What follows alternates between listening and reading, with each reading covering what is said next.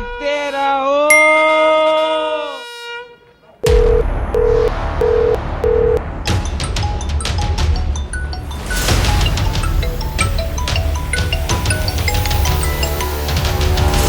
Hello. Hello, Amit Srivastava ji बात कर रहे हैं? हाँ जी, अमित श्रीवास्तव बोल रहा हूँ। आप कौन बोल रहे हैं? सर मैं रीमा बोल रही हूँ। जी। सर आपकी पुरानी एक बीमा पॉलिसी है जिसमें करीब 2.5 लाख रुपए हैं, तो कंपनी अब आपको वो पैसे वापस करना चाहती है। लेकिन मैम मैंने तो कोई पॉलिसी खरीदी नहीं है, तो ये कैसे, मतलब मुझे समझ में नहीं आया बात।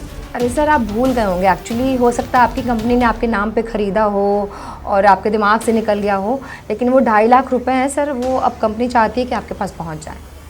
अच्छा, हो सकता है, मुझे ध्यान नहीं आ रहा, लेकिन मुझे करना क्या होगा ये तो बताइए। आपको सर कुछ नहीं करना होगा, बस आपको एड्रेस प्रूफ देना है, एक बैंक अकाउंट वेरीफाई करना है और कंपनी एक लिंक क्रिएट करेगी जो मैं अभी आपको तुरंत भेज दूंगी फ़ोन रखते ही, आप बस उसको क्लिक कर देना। ठीक है, आप लिंक मुझे भेजिए, मैं देखता हूँ। ओह, लिंक आ गया क्या?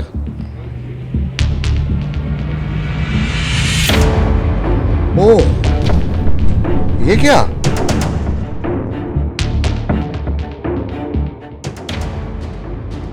इस अनजान लिंक पर क्लिक करते ही जानकारी चोरी करने वाले सॉफ्टवेयर को अमित के पेमेंट वॉलेट का एक्सेस मिल गया और बैंक खाते से रकम निकल गई। क्या आपको समझ में आया कि अमित के साथ क्या हुआ? नहीं आया तो हम आपको समझाते हैं। अमित को तो सबसे पहले याद ही नहीं आ रहा था कि उनके पास कोई बीमा पॉलिसी है भी या नहीं है, लेकिन सामने वाले कॉलर ने जैसे कहा कि 2.5 लाख रुपए उन्हें वापस होंगे तो उनका मन डोल गया। आती हुई लक्ष्मी किसे बुरी लगती है, और ये जरा सी लालच जो अमित की रही इनको भारी पड़ गई, क्योंकि अमित ने ये खोजबीन ही नहीं की कि क्या इनके पास कोई वाकई में ऐसी बीमा पॉलिसी थी, कोई पॉलिसी नंबर है, कोई पॉलिसी के कागजात हैं या नहीं है। अगर वो ये चेक करते तो शायद इस फ्रॉड के जाल में इस तरह नहीं फंसते। बीमा के नाम पर फ्रॉड कॉल्स रुकने का नाम नहीं ले रहे। दिल्ली एनसीआर में ही कई कॉल सेंटर्स का खुलासा हुआ है जो संगठित tariके से इस तरह का धंधा चलाते थे। लैपटॉप, मोबाइल फोन और लोगों की जानकारी के डेटाबेस के साथ ये पकड़े भी जाते हैं, लेकिन एक पकड़ा जाता है तो 2 ठगी के नए ठिकाने सिर उठा लेते हैं। तरीका बदलकर नए टैक्टिक्स के साथ आपको फोन करना शुरू कर देते हैं। पुणे की सुरभि भी इसी तरह की ठगी का शिकार हुई।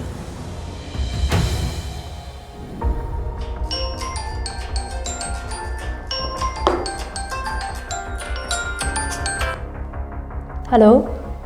हेलो हेलो बिटिया, अरे LIC वाला अनिल चाचा बोल रहा हूँ, कैसी हो? अनिल चाचा? सॉरी, मैंने आपको पहचाना नहीं। अरे बिटिया, वो पापा ने नहीं पॉलिसी खरीदी थी एक नई, वो मैच्योर हो गई है अब, उसी के पैसे दिलाने इसलिए फ़ोन किया हूँ। अच्छा, मुझे तो अभी भी कुछ ऐसा याद नहीं आ रहा कि मेरे पापा ने कोई पॉलिसी खरीदी थी। अरे बहुत पुरानी बात हो गई ना, इसलिए याद नहीं रहा होगा। अब सुनो, देखो 1.5 लाख रुपए ट्रांसफ़र करने हैं, तुम आ सकती हो अभी LIC ऑफिस? नहीं चाचा जी, मैं अभी तो नहीं आ सकती हूँ।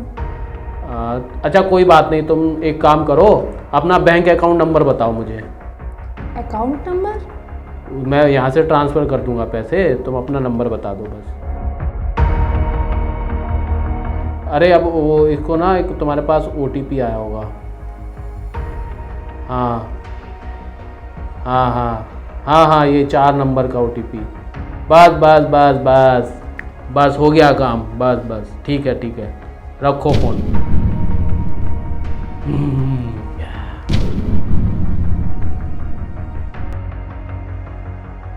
कॉल करने वाले किसी तरह आपके बैंक अकाउंट या किसी पेमेंट वॉलेट का अगर आप इस्तेमाल करते हैं तो उस तक पहुंचकर पैसे उड़ाने की फिराक में रहते हैं।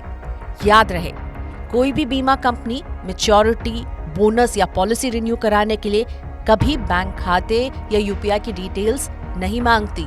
अगर ये डिटेल्स मांगी जा रही है तो समझ लीजिए आपको ठगी का शिकार बनाया जा रहा है। स्क्रीन पे पता चल रहा है कि अननोन नंबर है, you should not pick up those calls. अगर आपने वो कॉल उठा भी लिया तो आपको अगर कोई सामने बोल रहा है कि आपकी ऐसी कोई इंश्योरेंस थी जो रिलेटिव ने या पापा ने या किसी ने भी खरीदी थी, तो आपको उनसे पॉलिसी कॉपी मांगनी है। अगर पॉलिसी कॉपी नहीं आ रही है तो there is a red flag कि ये फ्रॉड हो रहा है आपके साथ। और अगर वो सामने अगर आपकी डिटेल्स सारे बताए जा रहे हैं कि आपका एड्रेस ये है, पैन कार्ड ये है, या आपका मोबाइल नंबर या ईमेल आईडी XYZ है, तो इट मीन्स कि your data has been stolen, because insurance तो एक्चुअली में था ही नहीं। तो आप कंप्लेन कैसे करोगे IRDA को या इंश्योरेंस कंपनी को? तो उस टाइम पे आपको पुलिस को डेफिनेटली जाके कंप्लेन करनी है। पुलिस स्टेशन में जाके FIR दर्ज करवाइए, और ये जो आपके साथ फ्रॉड हुआ है उसको फाइनेंशियल फ्रॉड के अंदर रजिस्टर होता है, और आपकी वजह से शायद कोई और बच जाए। वो जो आपको कॉल कर रहे हैं वो पकड़े जा सकते हैं बाय द नेटवर्क और बाय द लोकेशन। अमित और सुरभि दोनों के पास कोई बीमा नहीं था, लेकिन तब भी वो फ्रॉड का शिकार हो गए। अगर ये दोनों जागते रहते ना तो ऐसा नहीं होता उनके साथ। तो कैसे जागते ये दोनों? सबसे पहली बात तो ये देखिए कि कॉल करने वाला कभी भी किसी पॉलिसी नंबर या पॉलिसी डॉक्यूमेंट की मांग नहीं कर रहा और पैसे देने के लिए तैयार है।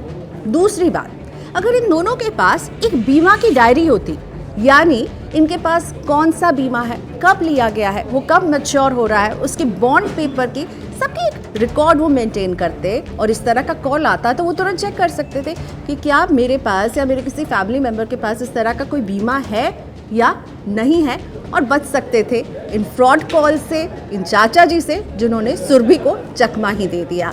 तो अगर जागते रहेंगे तभी इस तरह के बीमा के फ्रॉड से बचते रहेंगे। और जुड़े रहिए मनी 9 के साथ ताकि हम आपको यूं ही सतर्क रखें।